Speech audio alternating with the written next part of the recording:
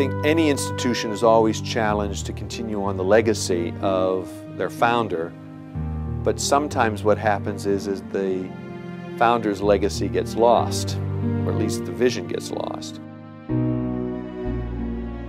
I was the Dean of Students at Wheaton College at a time that Gordon College made contact with me about the Dean of the Faculty position.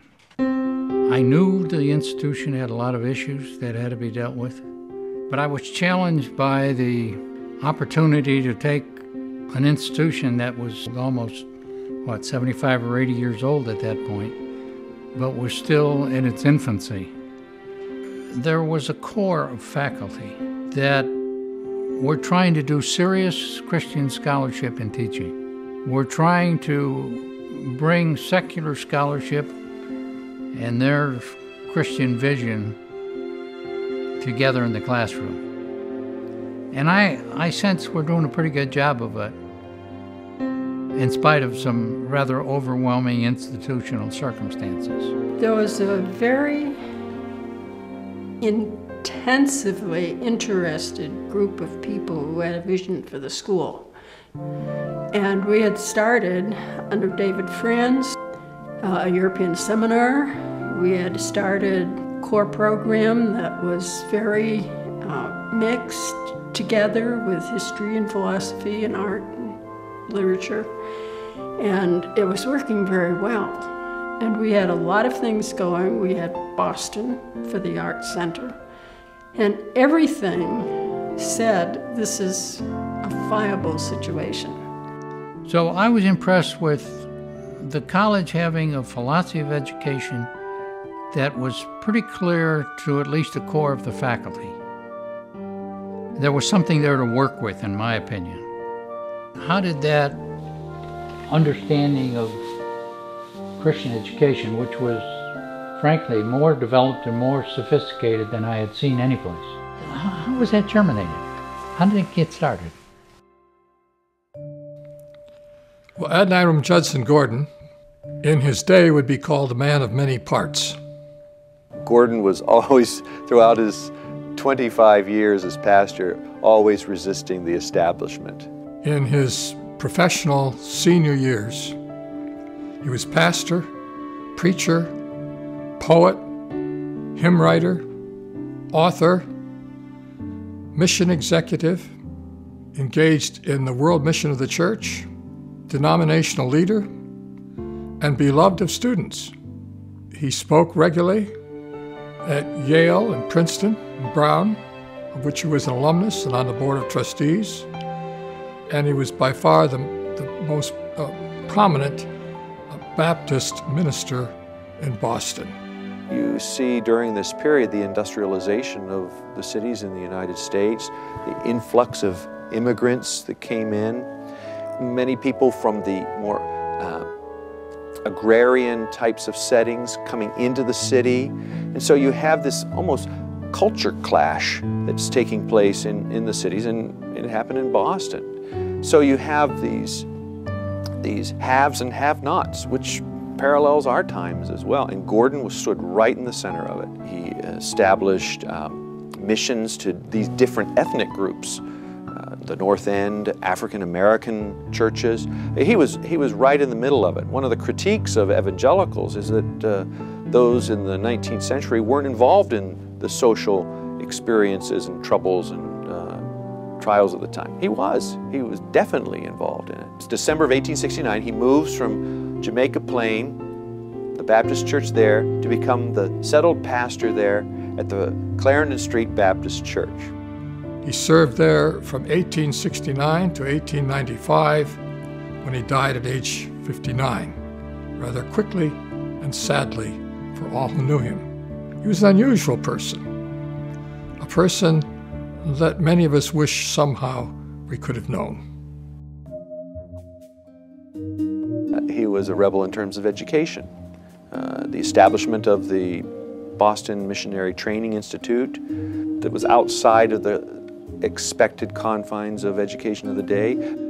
He started to train Christian workers and missionaries because he felt the need was great.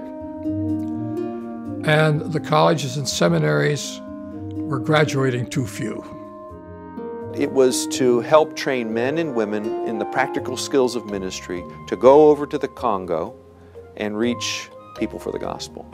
It has had incredible ripple effects even to today.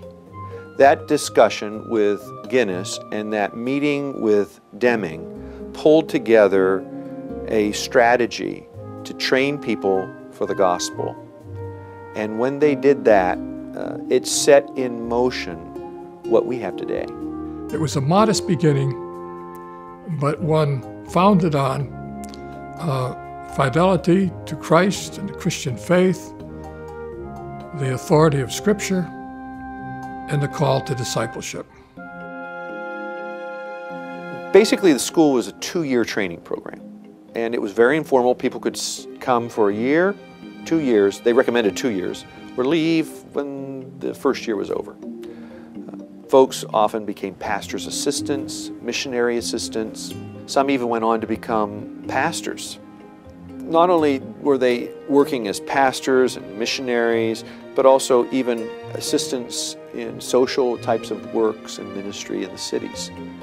After A.J. Gordon's death in 1895, it went through a number of stages and some name elaboration. It came under the auspices of Newton Theological Seminary for about 7 years, 1907 and 1914. What really changed the direction of the school from a more informal type of lay training institute to a more formal liberal arts type of education came after the school moved away from the Newton Theological Institution oversight in 1914. What happened, though, at that transition was, instead of really embracing this urgent premillennialist philosophy of A.J. Gordon's, there was a more determined, what Wood called a Christocentric approach. It looked at it more in a full-orb type of way of training people more intentionally and more deeply, not just in the practical skills of doing ministry, but in the intellectual skills that would result in a good, practical life lived for Christ. And so the school's philosophy changed at that point, and it was firmly established that it was going to be a 4-year institution, a 4-year college. By the 1920s, it was the Gordon College of Bible and Missions. It was in 1921 that Wood, Nathan R. Wood, established the Divinity School. So they had already had an undergraduate program established, and now he was establishing a graduate program. And it continued to grow and develop and hold its own through the bleak years of the 1930s Depression. And up to World War II, the school experienced a growth in numbers and support that they would never have realized at the very beginning when they separated from Newton. And after World War II, was able to launch at a whole new level, becoming a full-orbed bachelor's degree granting liberal arts college in all of the disciplines and arts.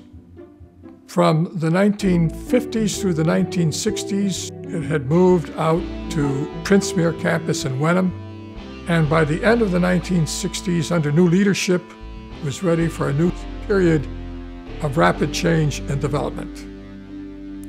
Gordon Divinity School, its graduate division, divided off to join Conwell School of Theology from Philadelphia to become a separate corporation, the Gordon Conwell Theological Seminary. Ockenga was one of the key leaders of the evangelical movement in the 1940s and 50s. And in fact, it was under his leadership that the National Association of Evangelicals came into being, and it still exists today. And he did that while he was pastor of Park Street Church.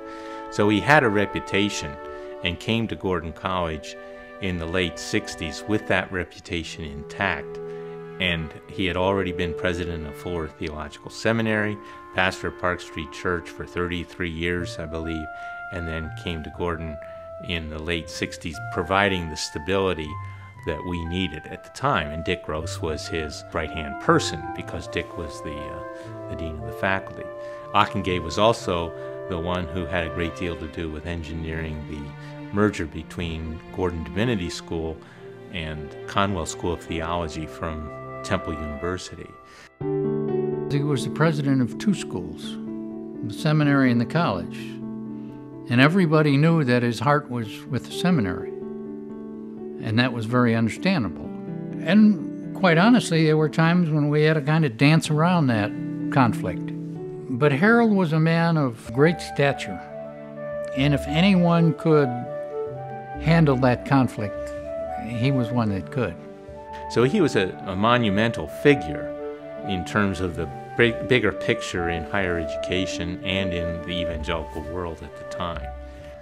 Dick Gross's competence as an administrator, combined with Ockengay's reputation as an international leader and his scholarly acumen, is what combined made Gordon College a strong school by the time I got here 10 years later. The most important thing in the experience of the student was the faculty member. So we decided to put our resources into faculty. There were 9 of us who were appointed that year, and so it was the beginnings of the stabilization and then the growth of Gordon College. We had very modest physical plan, but at the same time we said, we're not in a position to build, but we're going to build people.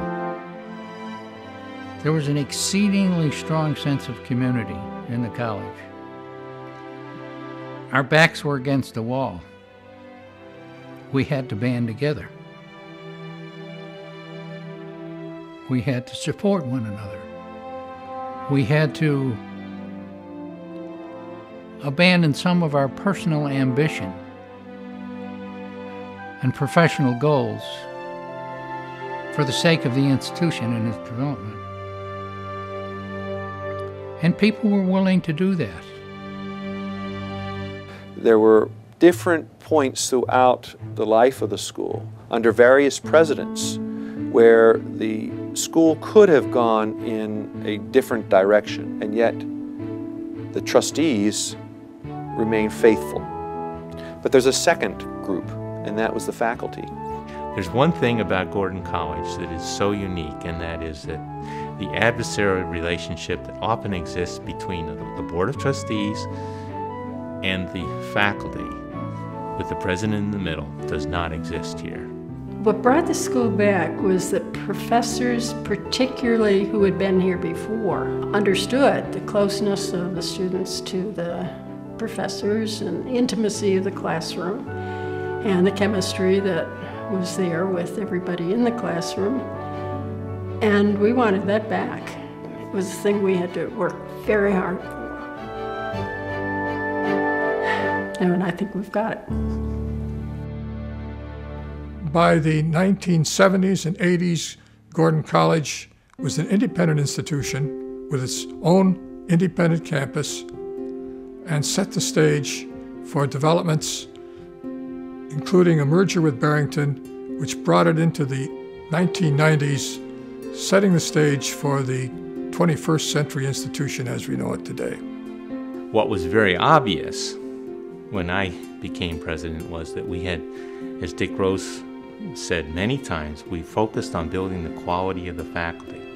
So we had antiquated buildings. When it became time for me to do this strategic plan, I had to rally the forces, including the board, and say, okay, what are the priorities we have in facilities?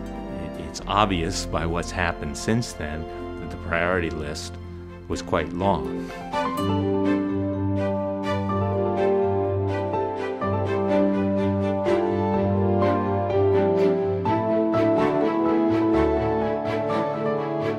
While we had a strong liberal arts core and liberal arts majors, we didn't have the applied courses that students were searching for in the early 90s. So we needed to expand in business. We needed to beef up the quality in music. We needed to improve our art offerings because we had some part-time courses, but nothing like we have today. In the major leadership positions in the college, you've had people who have proven themselves and have provided tremendous stability over time, and that's something that money can't buy. Gordon, I think, would applaud. The fact that over our 19-year history, we have remained firmly committed to a firm foundation in Jesus Christ, he would love that. Well, it's quite a different world now, and different educational context. There is a legacy of his ideals that are still alive. I think the school continues a legacy that is a long-lasting legacy, and that is reaching people for the gospel. And they're reaching people for the gospel through all kinds of careers and majors that far extend Gordon's vision and Wood's vision in a way that they would probably never have imagined.